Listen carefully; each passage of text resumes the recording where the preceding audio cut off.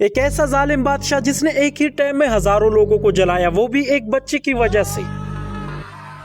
آخر یہ بادشاہ تھا کون؟ اس نے ایسا کیوں کیا اور ایسا کیا کیا اس بچے نے جس کی وجہ سے یہ بادشاہ یہ ظلم کرنے پر مجبور ہو گیا؟ جانتے ہیں اس ویڈیو میں۔ اس سے پہلے اگر آپ چینل پر نئے ہیں تو چینل کو سبسکرائب کریں اور ویڈیو پسند آنے پر ویڈیو کو لائک اور شیئر بھی ضرور کریں۔ دوستو، سورہ بروج میں اصحاب الاخدود کا ذکر بڑی تفصیل سے ہے۔ اس علاقے پر بنی حمیر نے صدیوں تک حکومت کی ہے۔ حضرت موسیٰ علیہ السلام کے بعد یمن کے علاقے میں یہودیوں کی حکومت رہی۔ ہم کہہ سکتے ہیں کہ اس علاقے کی تاریخ حضرت عیسیٰ علیہ السلام سے 600 سال قبل شروع ہوئی۔ حضرت عیسیٰ علیہ السلام کے 600 سال بعد اصحاب الاخدود کا واقعہ پیش آیا۔ اس واقعے کو تقریباً 2500 سال گزر چکے ہیں۔ یہاں کا حاکم ایک جادوگر کا خاص مرید تھا۔ وہ اس جادوگر کی ہر بات مانتا اور اس پر عمل کرتا تھا۔ یہ بادشاہ عقیدے کے اعتبار سے یہودی تھا، مگر اسلام سے اتنا دور تھا کہ اللہ تعالیٰ پر ایمان کو بیٹھا تھا اور اپنی پوجا شروع کروا دی تھی اور اپنے آپ کو خدا کہلوانے لگا تھا۔ اللہ رب العزت ہر دور میں اپنے بندوں کی آزمائش کرتا رہا اور ہر دور میں دین کی تجدید ہوتی رہی۔ ایک دن جادوگر بادشاہ کے پاس آیا اور کہنے لگا کہ میں اب خاصا بوڑھا ہو چکا ہوں اور کسی وقت بھی موت آ سکتی ہے۔ میری خواہش ہے کہ مجھے کوئی ذہین بچہ مل جائے جسے میں اپنا کالا علم منتقل کر سکوں تاکہ میرے مرنے کے بعد وہ میرا جانشین بنے۔ بادشاہ نے حکم دیا کہ کسی ذہین لڑکے کو منتخب کر کے اسے جادوگر کا شاگرد بنا دیا جائے۔ حکم کی تعمیل کی گئی اور ایک نہایت ذہین لڑکے کو جادوگر کے سپرد کر دیا گیا۔ یہ لڑکا صبح سویرے اپنے گھر سے جادوگر کے پاس جاتا اور اسے کالا علم سیکھتا۔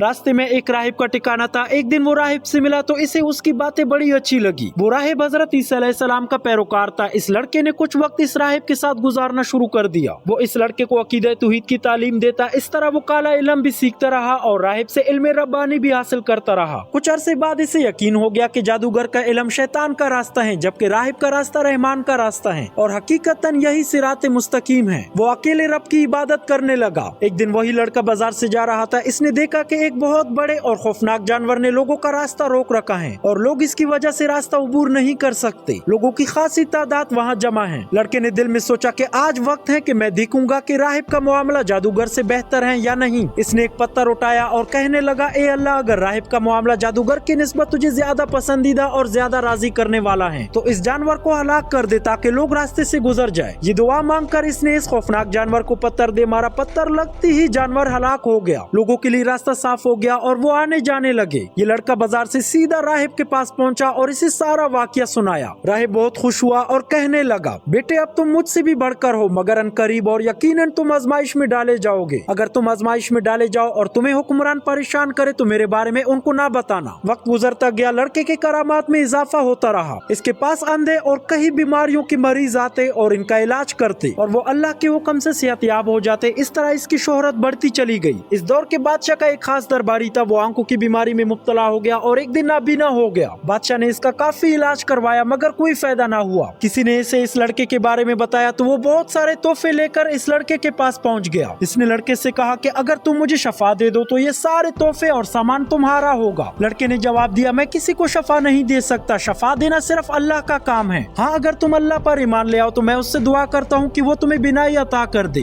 بادشاہ کا خاص درباری اللہ پر ایمان لے آیا اور اللہ تعالیٰ نے اپنے فضل سے اسے شفا دے دی اور وہ دوبارہ دیکھنے لگا۔ اب وہ دوبارہ بادشاہ کے دربار میں جانے لگا۔ بادشاہ نے جب دیکھا کہ اس کا خاص جانشین دوبارہ دیکھنے لگا ہے تو اس نے اس سے پوچھا کہ تمہاری بینائی کون واپس لایا؟ وہ کہنے لگا، میرے رب نے مجھے دوبارہ بینائی عطا کی۔ بادشاہ جو خود کو ہی رب سمجھتا اور کہلواتا تھا کہنے لگا کہ میں نے کب تمہاری بینائی درست کی؟ اس آدمی نے جواب دیا، بادشاہ سلامت، آپ نے نہیں بلکہ میری نظر اس رب نے درست کی ہے جو میرا بھی اور آپ کا بھی رب ہے۔ اس بادشاہ کو شدید غصہ آیا کہ میرے علاوہ اور کون رب ہو سکتا ہے۔ اس نے اپنے اس درباری کے اس گستاخی پر اسے سخت سزا دی اور اس پر تشدد شروع کر دیا کہ وہ توحید سے انکار کر دے، مگر اس نے استقامت اختیار کی۔ اس درباری کو سزائیں ملتی رہی۔ وہ جاننا چاہتے تھے کہ یہ توحید کا سبق اسے سکھایا کس نے، اور آخر کار تشدد کے دوران جانشین خاص نے لڑکے کے بارے میں بادشاہ کو بتا دیا۔ چونکہ بادشاہ اس لڑکے کو جانتا تھا لہٰذا اس نے اسے بلا بھیجا۔ اس لڑکے کو بادشاہ کے دربار میں پیش کیا گیا۔ بادشاہ اپنے جلال اور تکبر کے ساتھ لڑکے سے مخاطب ہوا، ہاں تو اب تمہارا جادو اس حد تک پہنچ گیا ہے کہ تم نے اندھوں سمیت جان لیوا بیماریوں میں مبتلا مریضوں کا علاج کر کے ان کو شفا دینی شروع کر دی۔ لڑکے نے بادشاہ کو को जवाब दिया, मैं किसी को शफा नहीं देता, शफा देना सिर्फ अल्लाह ताला का काम है। इस पर बादशाह पूछने लगा, तो क्या मेरे अलावा भी कोई तेरा रब है? लड़के ने जवाब दिया, हाँ मेरा और तेरा रब तो अल्लाह ताला है। बादशाह ने लड़के को अंधेरी कोठरी में डलवा दिया और इसे तहकीक की कि इसे तौहीद का दर्स किसने सिखाया। निहायत जालिमाना तफ्तीश के नतीजे में लड़के ने मजबूरन राहिब के बारे में बता दिया। कुछ देर में बादशाह के कारिंदे राहिब को दरबार में पकड़ कर ला चुके थे। बादशाह ने इसको तौहीद के इनकार का हुक्म दिया। राहिब ने बादशाह को साफ जवाब दे दिया कि वो तौहीद से किसी भी सूरत हटने के लिए तैयार नहीं है, वो सिर्फ तन्हा और यकता रब की ही इबादत करता रहेगा। बादशाह ने हुक्म दिया कि इस राहिब को आरे से चीर दिया जाए। चुनांचे इसके 2 टुकड़े कर दिए गए। बादशाह ने उस शख्स से भी दिन छोड़ने के लिए कहा जिसके आंखों की रोशनी लड़की की दुआ से वापस आई थी। इस शख्स ने भी आंखों की बिनाई के साथ शऊर की भी बिनाई पा ली थी, लिहाजा बादशाह की बात मानने से साफ इनकार कर दिया। इसके सर पर भी आरा रख कर चला दिया गया और इसके जिस्म की भी 2 टुकड़े होकर जमीन पर जा गिरे। अब बादशाह ने लड़के को दीन से फिरने का हुक्म दिया। लड़के ने साफ इनकार कर दिया। बादशाह को सख्त तैश आया और इसने अपने सिपाहियों के हवाले करते हुए हुक्म दिया कि इसे पहाड़ की चोटी पर ले जाओ, वहाँ एक बार पूछना कि ये अपने दीन को छोड़ता है या नहीं। अगर इनकार करे तो पहाड़ से नीचे गिरा दो। चोटी पर पहुंचकर बच्चे ने दुआ की, ए अल्लाह तू जिस तरीके से चाहे मुझे इनसे बचा ले। दुआ करने की देर थी कि पहाड़ लरजना शुरू हो गया और सबके सब सिपाही पहाड़ से नीचे गिरकर हलाक हो गए, जबकि लड़का सही सलामत वापस बादशाह के दरबार में पहुंच गया। बादशाह ने हैरानगी से पूछा, तू कैसे बच गया? और जिन्हें मैंने तुझे पहाड़ी से गिराने के लिए भेजा था, क्या उन्होंने तुझे गिराया नहीं? लड़के ने जवाब दिया, इनके मुकाबले में अल्लाह ताला मेरे लिए काफी हो गया। अब बादशाह ने हुक्म दिया कि इसे समंदर में फेंक दिया जाए और हुक्म दिया कि अगर ये अकीदे तौहीद से इनकार कर दे तो वापस ले आना, और अगर अकीदे तौहीद पर कायम रहे तो समंदर में फेंक देना। लड़के ने समंदर में पहुंचकर फिर वही दुआ की, ए अल्लाह तू जिस तरीके से चाहे मुझे इनसे बचा ले। चुनांचे वो सारे सिपाही गर्क हो गए। लड़का फिर से बादशाह के दरबार में पहुंचा और कहा कि अल्लाह मेरे लिए काफी है, और बादशाह से कहा, तू मुझे उस वक्त तक कत्ल नहीं कर सकता जब तक तू वो काम ना कर ले जिसका मैं तुझे हुक्म दूं। अगर तूने वो काम कर लिया तो तू मुझे कत्ल कर सकता है। बादशाह ने पूछा, वो क्या काम है? इसने कहा, तू सब लोगों को एक मैदान में जमा करके मुझे एक लकड़ी पर सूली दे, एक तीर लेकर कमान के अंदर रख, फिर कह के उस अल्लाह के नाम से मारता हूँ जो इस लड़के का मालिक है, फिर मुझे तीर मार। अगर तू ऐसा करेगा तो मुझे कत्ल कर सकेगा। बादशाह ने सब लोगों को एक मैदान में जमा किया, इस लड़के को दरख्त के तने पर लटकाया, फिर एक तीर लिया और तीर को कमान के अंदर रखकर ये कहते हुए मारा कि अल्लाह के नाम से मारता हूँ जो इस लड़के का मालिक है। वो तीर लड़के को लगा, इसने अपना हाथ तीर के मुकाम पर रखा और मर गया। लोगों ने ये हाल देखकर कहा कि हम तो इस लड़के के मालिक पर ईमान लाए। किसी ने बादशाह से कहा कि अल्लाह की कसम जिससे तू डरता था वही हुआ, यानी लोग ईमान ले आए। बादशाह ये जान चुका था कि अब इनको इस दीन से फेरना नामुमकिन है, लिहाजा अब इसके पास एक ही रास्ता था। बादशाह ने रास्तों के नालों पर खंदकें खोदने का हुक्म दिया, फिर खंदकें खोदी गई और इनमें खूब आग भड़काई गई और कहा कि जो शख्स इस दिन से यानी लड़के के दिन से ना फिरे उसे इन खंदकों में धकेल दो, या उससे कहा जाए कि इन खंदकों में गिरे। लोगों ने ऐसा ही किया, यहाँ तक कि एक औरत आई जिसके साथ इसका बच्चा भी था। इस औरत ने आग में गिरने से पहले सोचना शुरू किया तो बच्चे ने कहा कि ए माँ सब्र कर, तू सच्चे दीन पर है। इस बादशाह ने 12,000 आदमी जला दिए। फिर अरबात ने यमन फतह कर लिया जो कि एक हबशी था, और जुनवास यानी ये बादशाह भागकर घोड़े समेत समंदर में घुस गया और डूब गया, और ऐसे ही ये जालिम बादशाह पानी में डूबकर गर्क हो गया। इस वीडियो में बस इतना ही, मिलते हैं अपनी अगली वीडियो में, तब तक के लिए